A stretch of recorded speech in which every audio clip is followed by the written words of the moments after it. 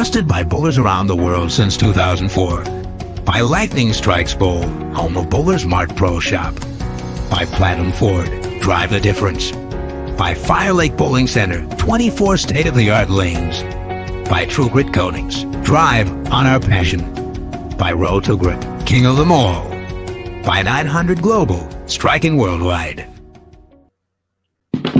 Well, welcome to the Beef and Barnzy Show, and back in America again, and as this time joined as usual by my gracious host and so very low-key, unbraggadocious partner. No celebration. I had one guy getting really upset with me because I celebrated when I beat you in that last session. He got Really? Yeah. Way to stay classy is what he told me. I said, I just smirked. Yeah, I have zero issues with celebrating a win. Well, the other point was, at least I took a breath. I didn't meet you at the foul line. Well, you couldn't have, because I didn't stay up there very long. No. What I'm saying is like I had the one match where Paul Vi. So I think it was a doubles. Simo needed a strike to force a roll off or whatever, and of course he missed. Well, in my mind, a strike was a tie, and 9 was a loss. The only time that can happen in bowling is on a fill shot. There's not another time that can happen realistically, because if you strike, you'd still have more shots if it was so. Of course, he gets 9, and I go up and start revving the crowd up.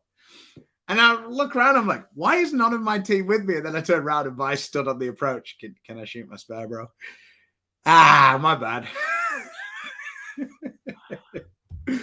So that was one of the more awkward moments where you turn around, the poor guy's on the approach like, bro, am I going to be able to shoot the spare? Going to get out the way anytime? Yeah. So thanks to Jay Eddie for re-updating our intro. I think I'm going to have to add a tiny little bit at the start so I can get the two things to start so you guys can all hear the welcome to the Beef and Barnzy Show. The board today reflects the mood still here, things that still suck, OU, and losing the Weber Cup. If we'd have had a bit more space, it would have been losing the Weber Cup in a Baker game. I'd have been more specific, but you know. Yeah, I'd have needed a chalkboard the size of Jerry World Scream to fit that in. It would have been difficult at best. Linda says Tina and I thought the match was great. Well, I did, except for the ending. At least it is something we like. I guess they're saying they don't like us. At least it was someone we like. Oh, okay. That's better then. Yeah. Can-Am games are going on down in Cali, Colombia. And it has not been a USA domination. Not is surprising. Is that PabCon or Pan Am? They've changed it from they've changed it from PabCon now. Now it's changed again. But it's not the real Pan Am games, though, is it? No. Okay. No, it's like the Euro. Yeah, it's the zone. It is the zones, is basically what it is. Okay. All right. Because for a second then, I was thinking to myself, wow, Christian Azcona is going to be getting carried around like like the prince that he is. If it was Can-Am games, it would be monstrous. And our zone's gone from, way back when I was on it the first time in the 90s, from relatively weak with some good players from Mexico and a few good players from Canada to now Canada is very strong. Puerto Rico is super strong. Colombia is very good. And you got players from Venezuela and a couple other places that, there's a lot of teams that can actually win on both sides, men and women now. Mexican women's team's very strong. Sherman and Pate won the doubles. Yep, they did. Yes, they did. The trios was insanely close, by the way. Yeah. 3 pins. Yeah, but Frankie finished 4th and he was 26 behind first. Yeah, I guess they shot. They're really hard. They picked that Los Angeles 36-footer that nobody ever picks because it's insanely hard. And also, that place hooks like a mother. It's SPL. It's outdoors, basically. It's very weird. It's very, very weird, that place. Yeah. I coached down there a while back, and it's SPL. It's a 20-lane center. Puerto Rico won the men's. Yeah, Ascona won. Reading through the lines, Canizaro, he was kind to our guys because it sounded like there was a lot of count that it went from 5 pins up to 3 pins down, and I don't believe a double was involved. Sherman was he struggled after winning the doubles a couple of days ago. He was well under and had a hard time today. But I've been in that center. It's not that hard to understand. I was about to say, just talk about that briefly. The highs and then having to readjust. Me personally, I've never been in that real position at the World Championships, but winning a medal the one day and then having to like start from scratch the second day, I guess that's quite a challenge because if you win one of the early events, you don't really get celebration time. No, this one does have 2 days per event because of the size of the field, but it's still a relatively quick turnaround, no practice in between. And, like you said, there's no carryover pins. So a little bit of struggle in singles, great in doubles, for him and Nick Pate, both of their first medals, and then they turn right back around and they're in the hunt again. But the building is hard and the in pairs are tricky and you use all of them. And it just bounces around a lot. SPL, for those that don't know, AMF surface with a lot of texture in it. And so it hooks a lot anyway.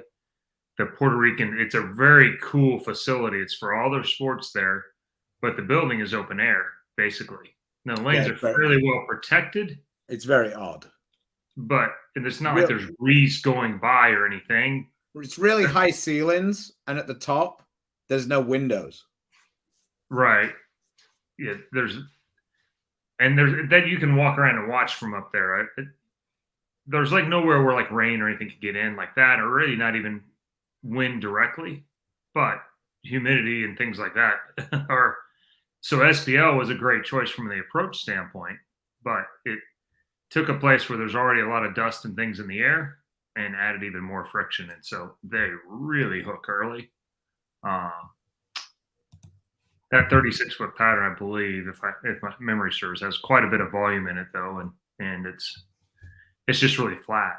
And so I told Frankie, I said, because I've been texting with Frankie a little bit about it, and I laughed with him and I said, yeah, when I went there, Mad Sandbach and Anoscu dominated with the Prodigy. Frankie goes, I wish I'd brought my Prodigy, and that was 8 years ago when I was last there.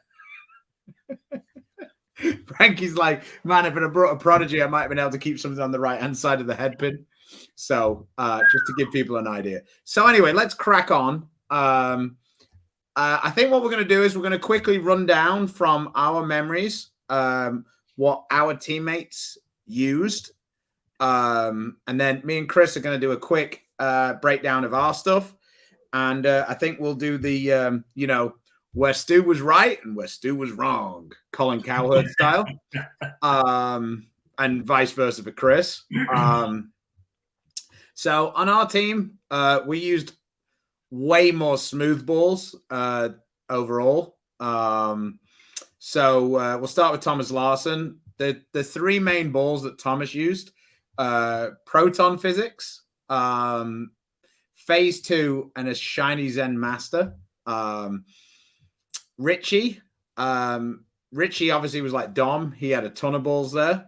So Richie actually had 2 different Zens and 2 different Zen Masters that he kind of flicked between a little bit. And then the ball that he did, I would say most of the damage with was the Phase 2. For him, the Zen Master, his dull one was a little too strong, and the shiny one was a little too quick a lot of the time until we got to the longer pattern. On the medium patterns, the Phase 2 just it really kind of just read the pattern really well for Richie. Like, and like guys were talking about, his smooth reaction would still get the 10 pin out. It was really only for Richie. His trouble came when he actually started trying to create a little more shape. And then it was kind of weird. When he really rolled it, the ball held energy and went through it. When he kind of hit up on it to try and make it come round, it just like burnt up and just stopped. Really stopped as well. Dom used a combination. I think the ball he used the most was the Pandemonium, I think it's called. He used an Ebonite Polaris a little bit on the long pattern. The new Trailblazer got a bit of a run out, and then his trusty Purple Hammer. Jesper, on the other hand, pitch black and fast pitch. He fun times. He did bring a Shadow Ops with him. Didn't really go down the lane very much, but he brought it. So that was a fun one. Moving on to your team, Chris. Doherty was obviously the easy one. He only used one ball the whole time. Barely needed his spare ball either. Not much. So he used the Purple Hammer. Simo, he had a bunch of balls, but realistically, the balls he used were a Shiny Reality, a Zen, and a Hyped Hybrid. I don't really recall him using anything else. No. We kind of did the same thing with a couple of guys. That's when we shined my reality, shined his reality, and both of them came into play fairly quickly. Yeah. Troop really only used the pitch black. He used the Zen against Dom, I believe, a little bit. And that's actually when I thought we were going to be in trouble, because Kyle got 2 or 3 shots in a row where it looked like he really was comfortable again. And then he had one that was just like, ooh, boy. And then after that, and then you were saying that he actually gave the Rubicon a little bit of a try as well. Yeah, the UC2,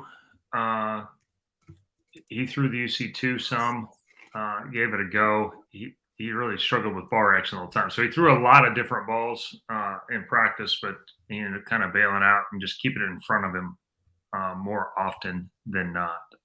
And then Vi, he really used 2 balls, I would say, in the majority of his matches. He used the Proton Physics and the UFO Alert. Mm-hmm. He did use the Aspect a little bit. That was the match he really struggled. Yeah. Well, the problem was in that match where he really struggled, he decided he was going to throw a quick ball, which I think might have been the High Road Black Pearl. It was. And then he was like, oh shit, I think he was really trapped between the Aspect and the High Road Black Pearl. And he decided that the High Road Black Pearl was the thing. And then, of course, he saw the one thing that he didn't want to see when it overbounced. And then he's like, oh, shit, I should be back in the other one. And then when he got back in the other one, his instincts were right that the Aspect was too slow.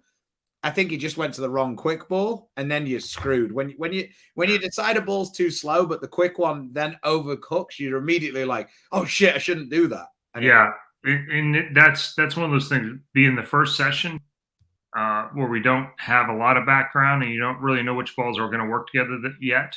Yeah, and that 4 shots, and so you take 2 with one and 1 with the other, and then kind of try and commit on something. And you nailed it. That's pretty much exactly what happened. He didn't really. The Aspect wasn't quick enough because it was the 3rd match in a deal, so it was starting to burn up. But that High Road Pearl for him, that black one, is so. Once he got it to the right and overhooked off of it, then that wasn't really an option. That is actually one thing that I'm almost most envious of Simo with. Once he makes a decision that this isn't going to work, I rarely see him go back.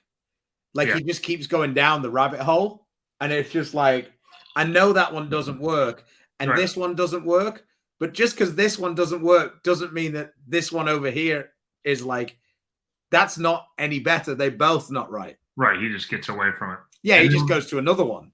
And that's kind of what he found with that hybrid hype. It wasn't the best shape, but it was good on almost all the patterns we bowled on because he is who he is. And then once he saw how it read the front to back, he would just throw it slower, throw it faster, rotate it more, and he kept using it. And that's where Vi got to. I like how that alert had looked in practice. He works a lot more with Simo, and so they kind of went through their deal, and it was just too late before he cycled back around. Once he got back to the alert and how it got through the pins, then it was on him. Then he could throw it a few ways because it didn't have to hit the perfect spot in the pocket to strike anymore, which is what a lot of us had that issue with trying to. It wasn't brutal to hit the pocket. It was hard to get the ball to go through the pins, though. Yeah, and to be honest, I think that's how the Weber Cup always is, almost. Mm-hmm. Like, and that's why sometimes you get those years where one team really dominates, because if they find it really easy to knock the pins over, you're dead, because everybody finds it easy to hit the pocket. Yeah. And that was the thing for us, the first session, that gave us a lot of confidence, because we saw Simo ring 10, and Simo's never ring 10 in the Weber Cup in his life. And he did it 3 times in one game. Yeah. And Jesper's like, oh, he's like the rest of us now. Like, he can leave the corner pin. Like, we're all going to miss. But if you throw it okay and it gets 10 every time, it makes it a little easier to relax. Yeah, I had a bit of a entertaining day yesterday with flights and running across airports, and yeah, it was slightly stressful. Yeah, you had a half-hour connection in Amsterdam. That's the last I kind of heard from you. Yeah, I had bus gates and having to stop for planes coming across the bus, and then and then of course we got our bus driver who's Mr. Happy-Go-Lucky, so he's letting every other bus out, and I'm like, bro, let's go. So I got on the plane at 5:05 for a 5 o'clock flight. But as I was running across the airport, run walk, as we would put it, I got the text message that says my bags have been loaded on the plane. And at that point, I was like, oh, screw it. I'll take as long as I want now. Once your bags are on, they're not throwing you off. You have to be a lot late for them to want to go through the hassle of chucking your bags off. Yeah. Thanks, Alan. I would actually pay good money to see Stu running through the airport like OJ. Alex says, bro, let's go. I've got a Facebook show to host. Exactly. I just didn't want to get, to be honest, of all of the issues, I just didn't want to get trapped in Amsterdam. If I couldn't get to Amsterdam, that was fine. And if I got to Atlanta and I didn't make the flight, that was okay too, because like, yeah, it would suck, but I'd still get back at 10 o'clock this morning. It was getting stuck in Amsterdam that would have really blowed. That would completely blow, because I could have spent, I could have spent an extra day with my parents. That would have been cool. But being in Amsterdam was just pointless, because I couldn't get home much earlier anyway, just a day later. So, all right. So let's do you first. So what did you take, and what do you regret taking, if anything? What I took was a Reality, a Zen Master, an X2 that I broke the cover on, a Synergy, and a Hustle Wine, and a urethane ball. Right. The urethane ball was a waste of time for me. I threw it for about 4 frames against Larson and got out of it, and started striking fairly quickly after that, and was able to steal a match, so it didn't cost us a point, but it didn't really go down the lane anymore after that.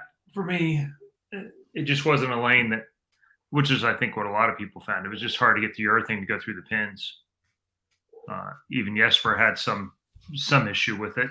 Vi couldn't get his to strike. Once Jesper got a little more surface on his ball, it was better. Mm-hmm. I think Jesper's very fascinating talking to him about his reaction and stuff, because he was the first one who convinced me that like adding surface constantly to urethane isn't really a good idea, because the difference between it being freshly done or a few shots in and what it gets to is so big that you just screw yourself if you just keep adding surface to it, because you can't do it every game. Right. And what do you do after 6 frames if it? So you can't strike with it in the beginning, then after 6 frames you're going to be done anyway. Yeah, but he kind of went a little bit the other way. I think he got him a little too shiny. and then they went past that point where they would actually pick up. So he had a lot of really good starts to matches, and then 5th, 6th, 7th frame, it was like, oh, they don't really want to strike anymore. So, all right. So you're saying that and then what did you really end up using the most, or which were kind of the 3 go-tos? Yeah, I mean, it kind of bounced around a little bit. I thought the X2 was going to be pretty good. That's what I went to in the first match. I had to throw it super hard and then to control the back end of it. And then I didn't end up using it much after that first match. I went with more. I tried the Synergy for a little bit, but I ended up going to Hustle Wine, and then I shined up the Reality. And when I did that, the shiny Reality was in play to control how much friction there was in the back end on those shortish patterns. Yeah, I mean, the Reality looked really good for everybody on that on the 43-foot pattern. Me, you, and Simo all using it, and it looked really good for all of us. I think. I feel like anyway. I feel like we had pretty good ball reaction. The continuation window is just, it's just a good ball for that. And once you got it through the front of the lane, which there was plenty of friction there, older lane. One rumor was 15 years old. It looked like it had quite a few scratches in it. Not quite Babylon in Long Island, but it was. There was some friction in there, and then those first 2 patterns you picked were pretty light volume, and then the next 2 were considerably more volume. And once we got to the little higher volume in the front, the fact that they were flatter left to right seemed to matter less. They played easier than the 5-to-1 patterns with I feel like it's quite unique, like with the oil and stuff, and like if you have this is a no-brainer. Who did she root for? Come on now. We don't pay the mortgage with sentiment. No, Team Philippines. Yeah. So the thing that I found interesting was, for me, I had Zen Master, Reality, Hype Pearl, my Platinum Ford spare ball, and one other, which is escaping me at this moment. An X1, and then UFO Alert, because my dad brought that for me. So the 6 I took with that, and then I had a UFO Alert.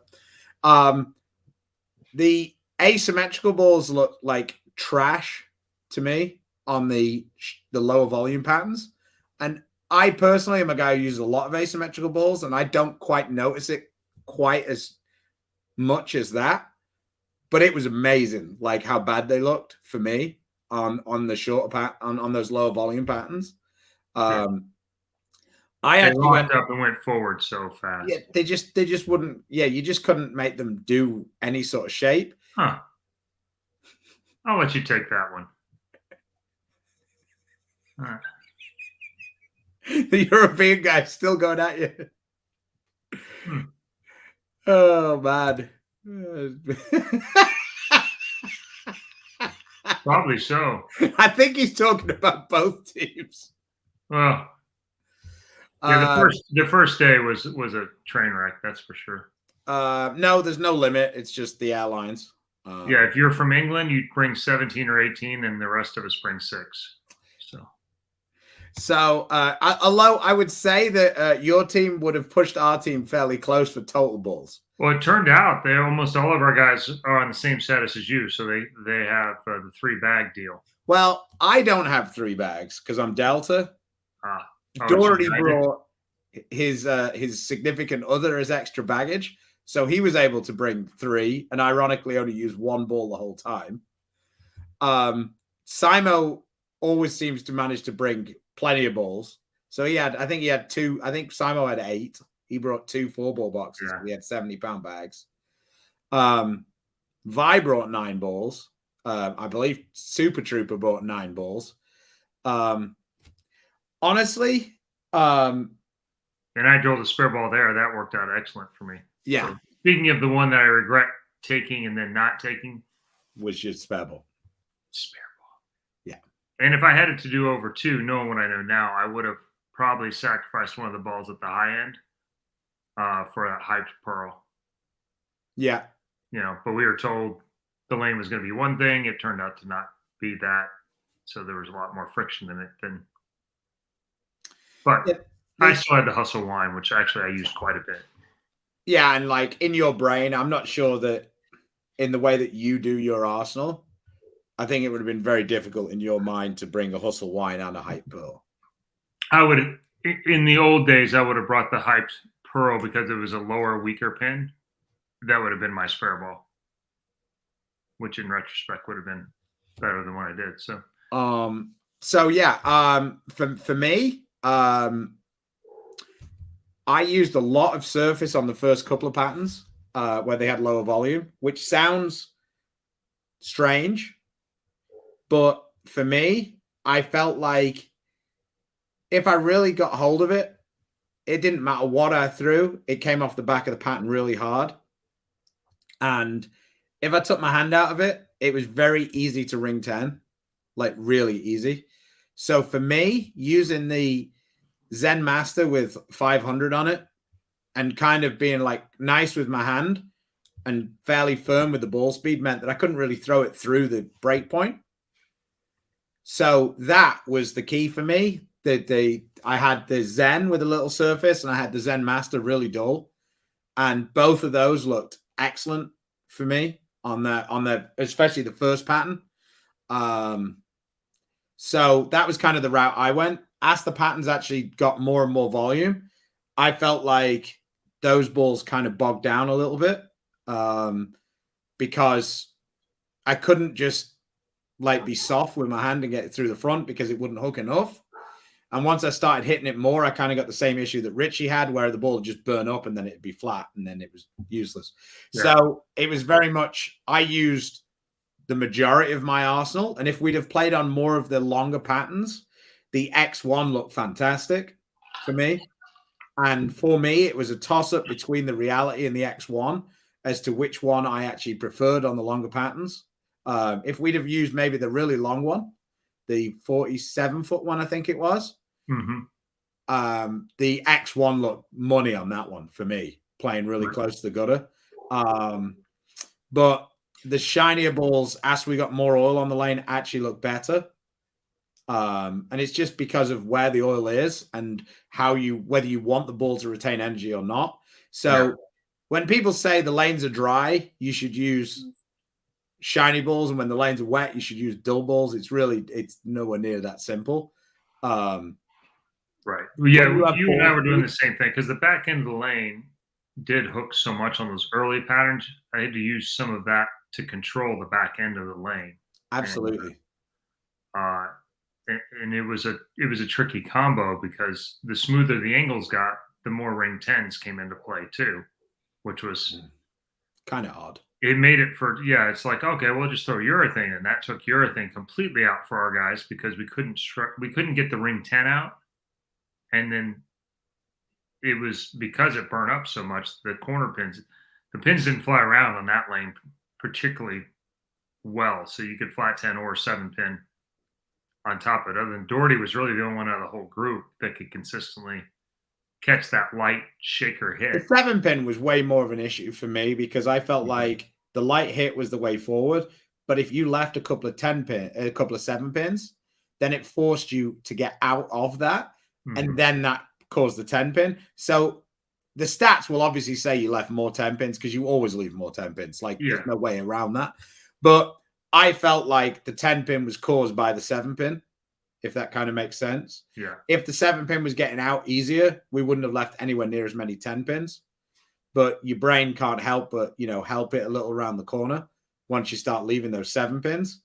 And that was just the way it was. Like the 7-pin was definitely the key. I felt like, because early on, it felt like Doherty was never going to leave anything on that side of the lane. And that meant that the long patterns, his ball reaction got worse as the pattern got longer. Which makes sense. Yeah. And I'm sure that, like, if it hadn't have been for, like, if we'd have played one of the longer patterns earlier, I'm sure he would have got out of his urethane sooner. Oh, yeah. He had a plan if we went longer. But that was one of the reasons why we stayed in that 42 range instead of going to one of the 44, 45s. Because his look was what it was. And we felt like it was the best balance of letting him do what he wanted to do let Simo be able to do what he want to do, and hopefully help Kyle, which it didn't end up helping his bar action that much, but so. Yeah, no, definitely. Like I say, like for me, I was actually overall, I think I had most of my bases covered. It's been a while since I did the sort of 6-ball Arsenal deal. I think if I would have taken one extra ball, I would have probably taken the dark code instead of the UFO alert. The UFO alert was kind of like I had it, but it was never really. And I just think that with there being that little bit like worse surface and more of the issue was oil down the lane. Yeah, that's where I feel like the dark code shines. I like it in that gap. My only issue is a little too thick in the middle and then a little too flat down lane both. Yeah. And like I say, my issue with it is I feel like I can do more things with my hand with the UFO alert to play different angles. Right. Whereas the dark code, I feel like I'm much more pot committed, but when it's right, it's a home run. Right. So in a 9, if I was playing 9, I might have brought the dark code and not brought the UFO alert or both. But in 6, I think I'm with you. The dark code, because of what it does, it's unique from everything else I have. But the window of when I use it is pretty small to bring in a 5 or 6 ball arsenal. Yeah, that's a tough one to swing for me. Perfect for tour, because when it's in play, you're going to have a chance. It's perfect for everything that I bowl because I drive almost everywhere. Yeah. So I'll always have one in the car. But it's just when you get on a plane and you go with 6 balls, it's just a little. Alex says, did Tom use the same ball the whole time, or was it just a different one? No, it was the same one. Yeah, he doesn't bring. It's not a Jesper thing where he's. Ironically, he had a black one and a purple one. Tom doesn't really use the purple one that much usually. We had to talk him into bringing it. Originally, he was just going to bring 6, and with Liz, his girl came with him, so he ended up bringing an extra bag and throwing in a couple of balls, and that was one of them that he brought. Because he was mostly he throws that black hammer actually. That would have been a disaster for him. He wouldn't have been. I don't know he'd have been able to use urethane if that was the only one he had. No, I don't think so. So dry and so wet. He had some other balls that looked okay. Yeah. I think the other thing on the short, the 38-footer, not so much.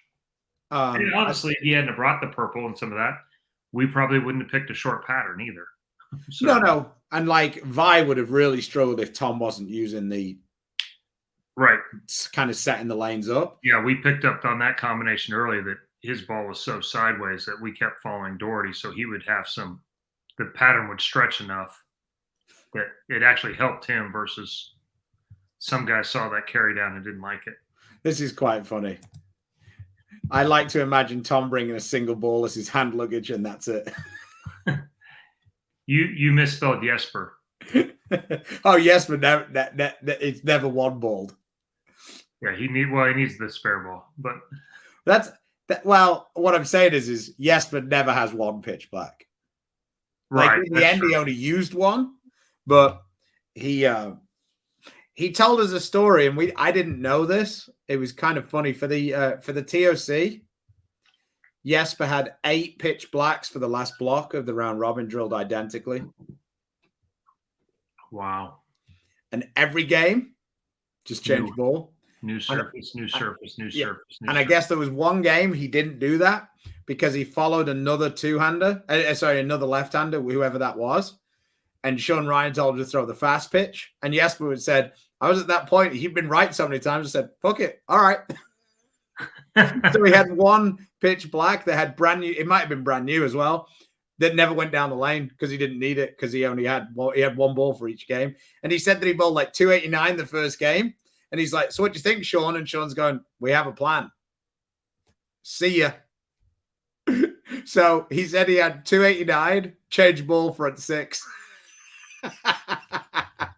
Yeah, back in the day, there's a lot of stories about Earl kind of having that thing and having a couple of different, whether it was yellow dots for a while and then, with the ebonite gyros and with fresh covers like that. So when it carried down, then he had another He had a couple of them. They would get different reasons. They would get tracked out and some other stuff on the older wood surfaces. But Scroggins did that one year that I watched. The year he did really well at the 2 years he did really well at the US Open. I remember he had 4 cells, I believe it was, all with the same layout. And he just used them for a couple of games, and he was like, next.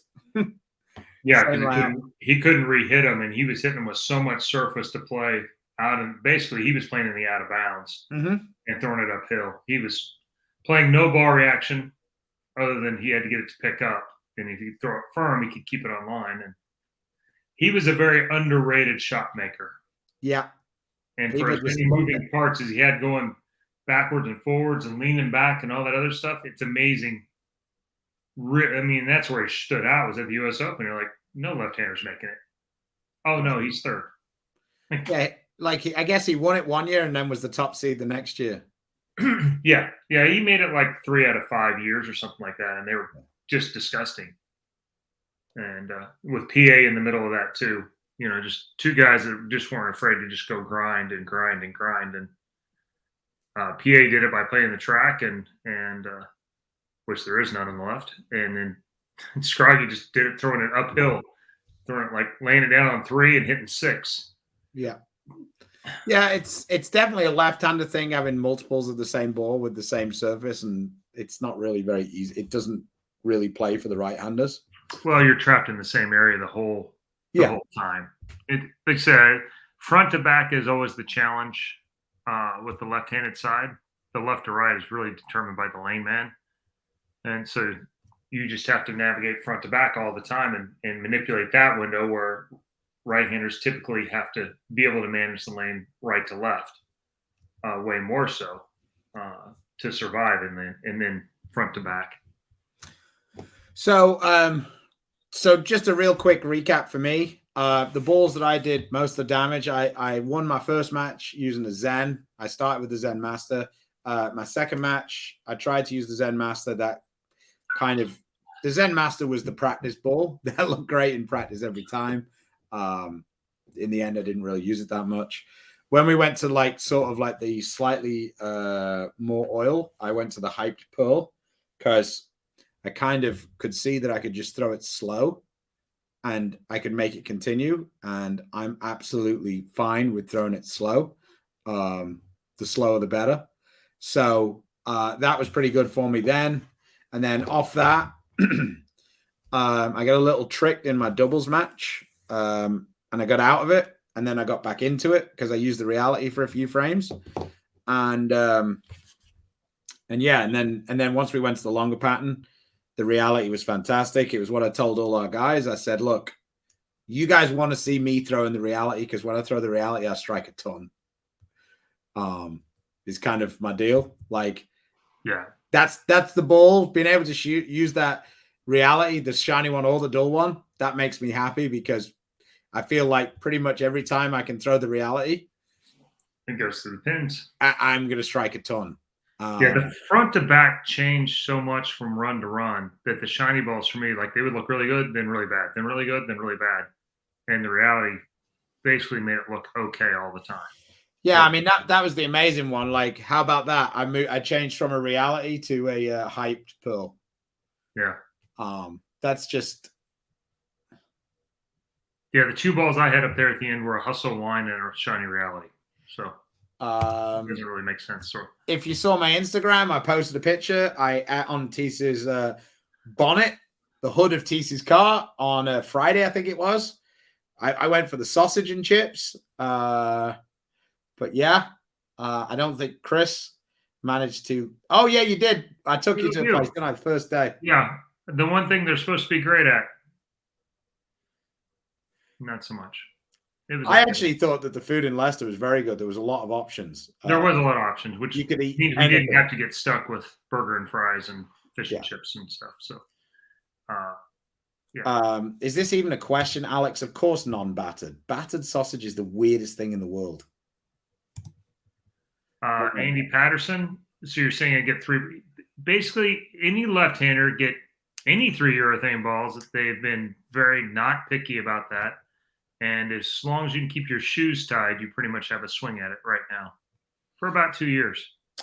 Yeah, Odessa was a little rough. It looked like it wasn't one that I was particularly thrilled. I wasn't particularly heartbroken to have missed this time. You keep putting 3.5 to 5 to 1 patterns out there symmetrically in centers with age, and there's no other outcome that's going to happen.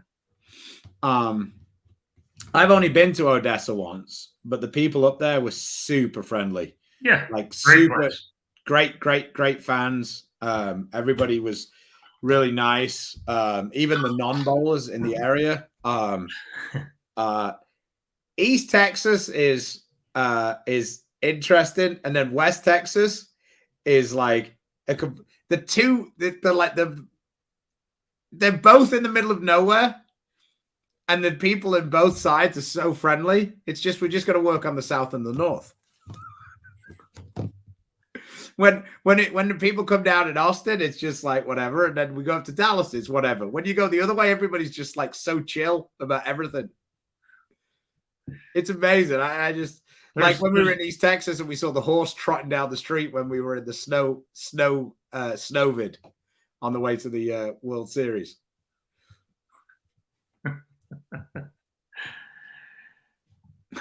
Charlie says, have you ever had your sausage battered? Do you know how painful that can be?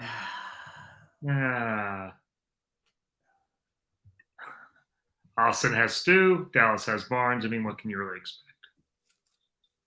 Yeah. When did I turn this into politics? Nobody did. Still talking about battered sausage? But yeah, we like I say, everybody's super friendly out there. I miss going, but I didn't miss the drive. I can tell you that. Lubbock, Odessa, Longview. For me, love going there. Don't love the process of getting there.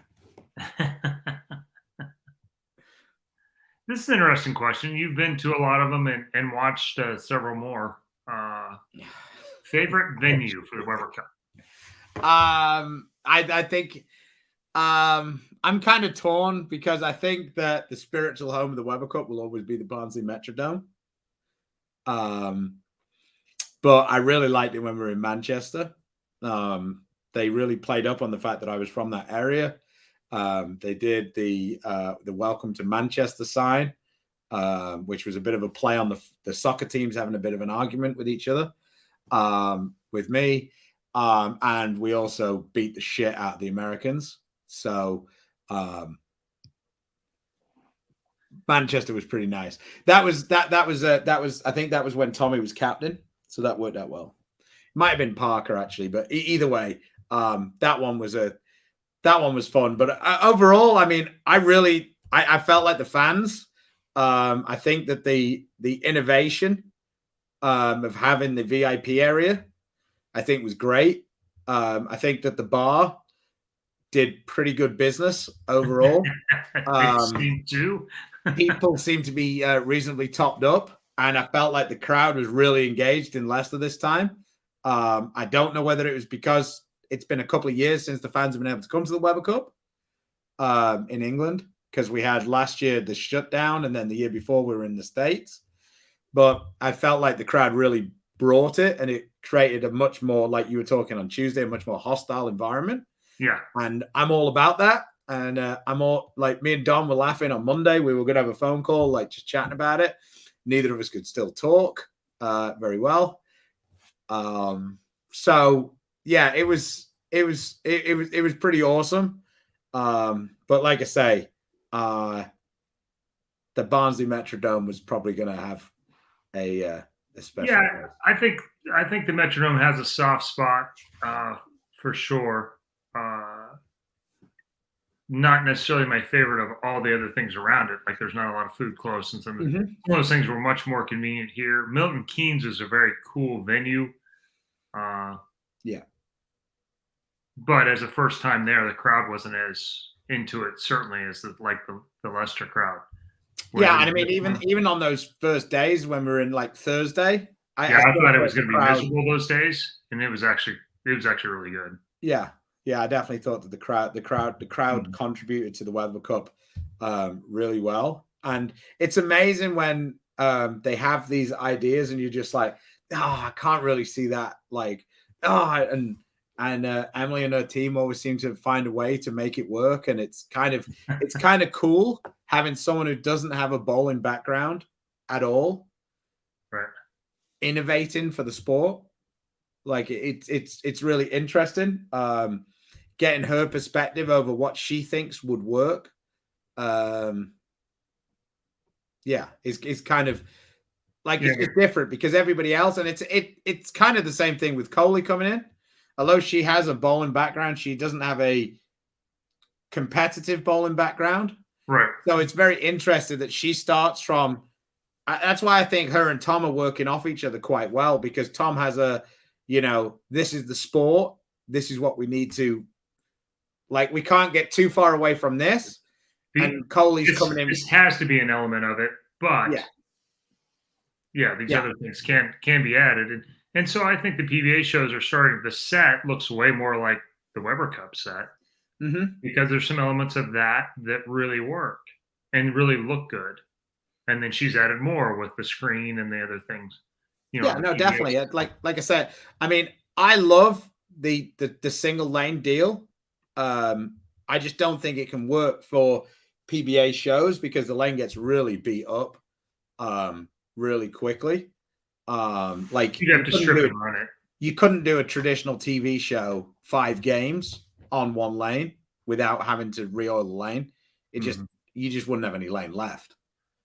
The one thing with one lane is it doesn't take very long to run one lane. It doesn't. That's true. But like I say, with a lot of our shows, and it's been a lot of two-handers making it, and and even like when it's not a two-hander, the rev rates are still always usually really high. The lane, because you have twice as many shots. So, I mean, even without looking at anything else. Yeah.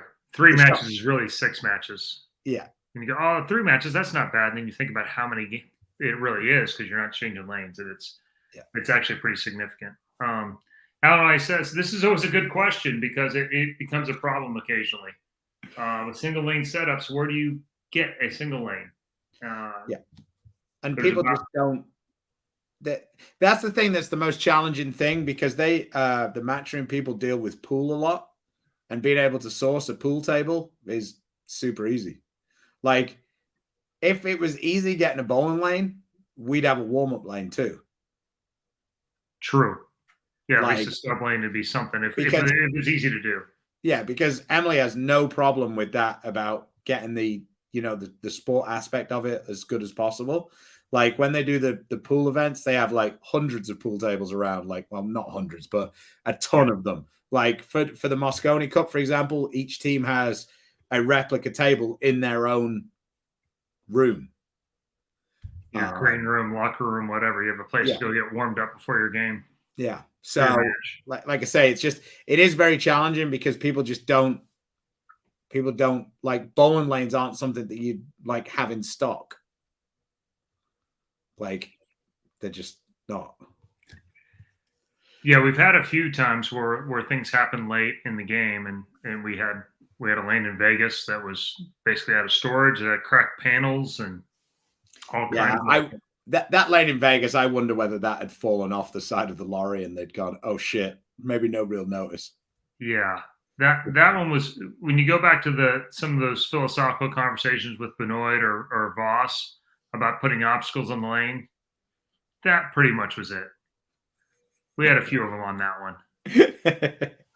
Yeah, but this time I thought they did like overall the 2 or 3 things that we've had issues with in the past. I felt like the rack overall held up pretty well. Like overall, I didn't think the rack was. Yeah, the pins were relatively on spot. I mean, we still have an issue with ideally the whole lane would be a little wider. Yeah. And the ball return further out of the way.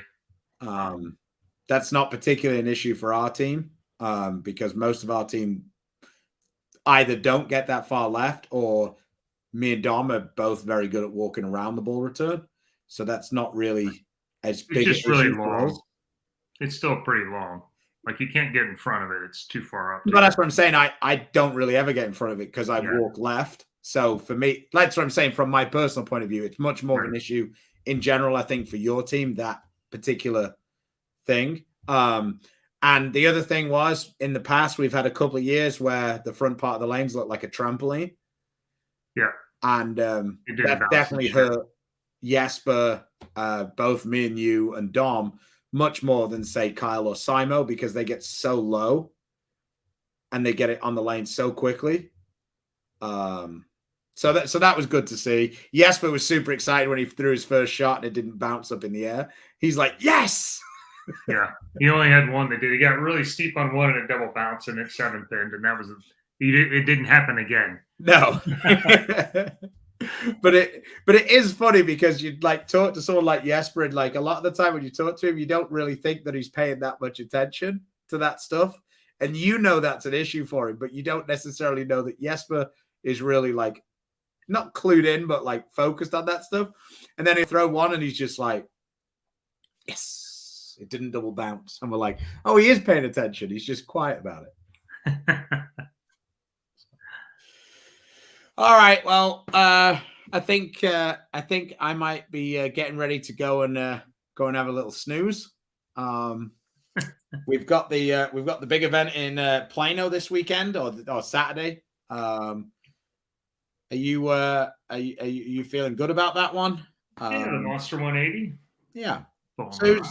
So you're born with Phil Kepner and Lavery and Rick Minear? Correct. Yeah. So I'm you on my team. There you go. The slightly older guy. You and Packy and Mark Jensen and Ronnie DePolo. Is that right? Tom Baker. That's right. So yeah, it should be a fun time. It's the first time they're running this event. So it's going to be interesting to see. I think there's 4 teams that have a non-senior as part of their 180. So it'll be interesting to see whether that's a good idea or not, because nobody really knows what the best way to put together a team. What do you mean? Well, I'm only 40. Yeah. So that's what I meant by being a non-senior in the 180. Oh, I gotcha. So is it better to have 2 really old guys and have a non-senior as part of your 180? Or is it better to have like 3 60-year-olds or like the mix? That's what I'm talking about. You're talking about having more than one non-senior. Well, no. I just mean just in general, like there's teams that, yes, I guess. Sorry. Yeah. Yeah. Because we've got two monsters. Right. Yeah.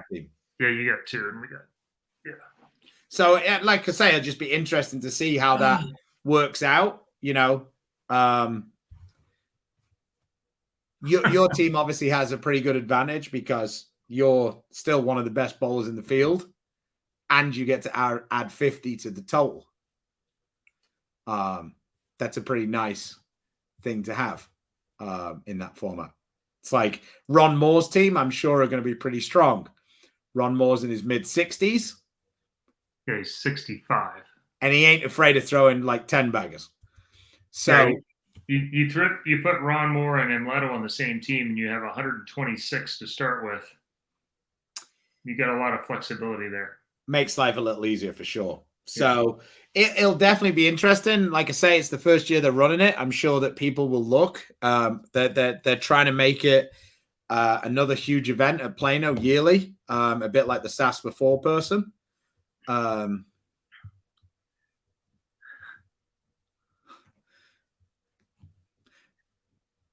Well, it'd be the other way around because we say arse and you say ass. So it'd actually be Arsenal in American. But technical. Terry, thanks for watching. 5. Yeah, it's been 4. Now it's 5. Yeah, we went back to 5 last year. And definitely makes the Baker a little. It's way easier to figure out which order you're supposed to go in, but yeah. B, it's like I kind of like it. I actually quite like bowling Baker in the current frame scoring as well. Yeah, because everybody's frame count's the same. It doesn't really matter how you put the order in together and all the things that happen in Baker. Well, it's really just tactically then about trying to get off to a good start or whatever you want to do or have it, But I just like the thing I hate most about Baker is the thing that I think is most important in bowling is figuring out a way to throw a double. Yeah. And then you have somebody else screw it up for you. Or, you could go up and your shot could be really important if the guy before you struck. But if he opened, it's like there's way less on that shot then. So, who was the alternate for the USA? EJ was the alternate for the USA. Another tough decision there between last year was EJ and Prather were kind of neck and neck with EJ. This year it was Doherty and EJ, and Doherty had best year. Man.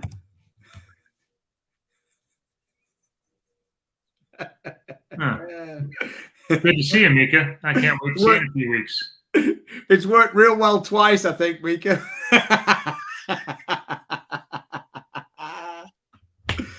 Oh, shit. I'm not going to go too far down this rabbit hole, but no, the tournament would not have been canceled if somebody got COVID because we were all testing so often. The negative test would have superseded the tracing part of it. Now, if 2 or 3 guys would have got it, it would have made it a mess. But as long as it was one, yeah. It's funny. I don't remember you winning a whole lot when I was there. Go away. Oh, there he is, the European GOAT. Yeah, his record wasn't 500 against me. So.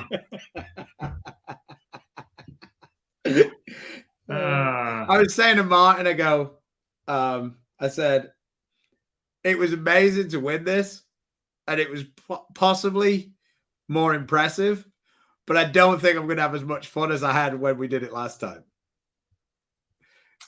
7 years later, I still laugh about it.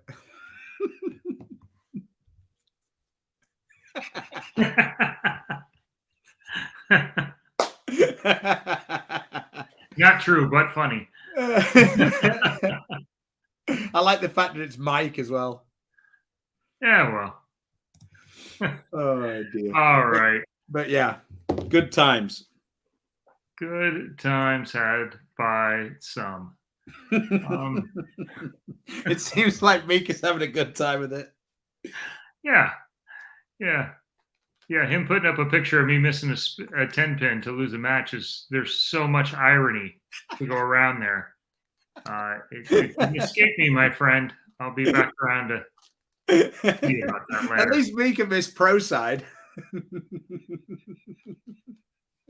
Is it? I don't know.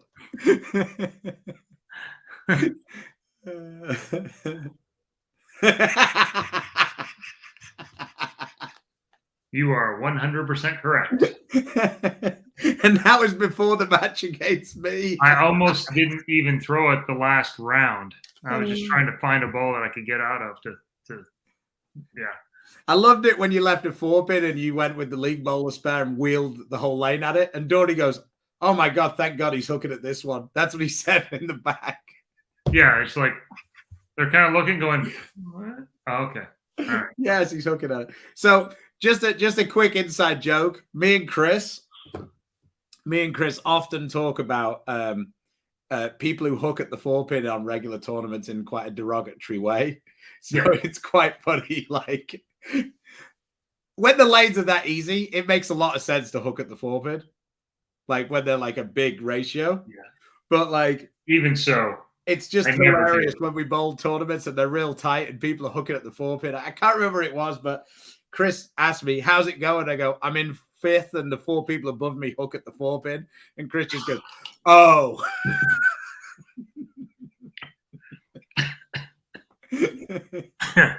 So yeah, fun times. Yeah. So if you're interested in the yellow poly, it's a great looking ball.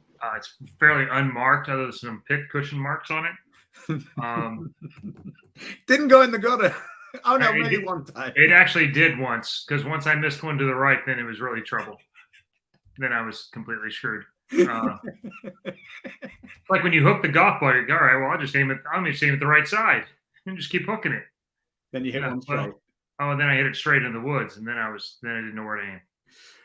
So, yeah. See, Alex Hamilton, he has a deal for you on a barely used. Yeah, it hasn't used up any of its spare quota. No, it's certainly not cracked from hitting pins. That's right. Anyway, yeah. If you don't laugh, you cry. That's about where I was at on it. So yeah. So anyway, yeah. Come back Tuesday. Tuesday we will be doing a product show. Yeah. And, so. Yeah, we've got most. I think we've got most, if not all, of the footage filmed. I will be clipping it down for something that we can watch and discuss. We've got, like I say, we've got the 2 new hyped, and we've got the Trend 2 to have a little chat about. So should be should be fun. I'm sure we'll get some global chat in there, although there isn't really any new global products to talk about. So if you have any questions, we'll probably save those towards the end of the show. The show will mainly be focusing on Trend 2. Pearl, and then how they relate to the other balls that are out there right now. And yeah, I mean, I've definitely got some theories on the hypes and the burners. So that feels like that's going to be the tie-in. Trend 2, obviously we've had a lot of interest because that one kind of got unveiled at Bowl Expo. And it's been in a lot of matchmaker kits. So we'll let you know where we see that one fit and what we think is the best idea to use that. And I might even get a couple of quotes or shots from Belmo. There you go. Yes, I saw in the chat a couple of times. Yes, we did see a leak of a schedule. I think officially it's coming out today or tomorrow. So much ado about nothing for the most part. It still will be out officially, I would think, relatively soon. So good news. Yeah, overdue. So in any event, join us Tuesday for Product Show. And thanks for joining on this Weber Cup whipping. I'll look forward to another one next week. And until next time, please support the sponsors that support us. Storm, Rotogrip, Niner Global, Vice, Coolwick, 3G Shoes, Bowler's Mark, Mark Baker Bowling, Fire Lake Bowling Center, Platinum Ford, Lightning Strikes, and True Grit Coatings. Till next time, stay safe, stay healthy. God bless. See you later.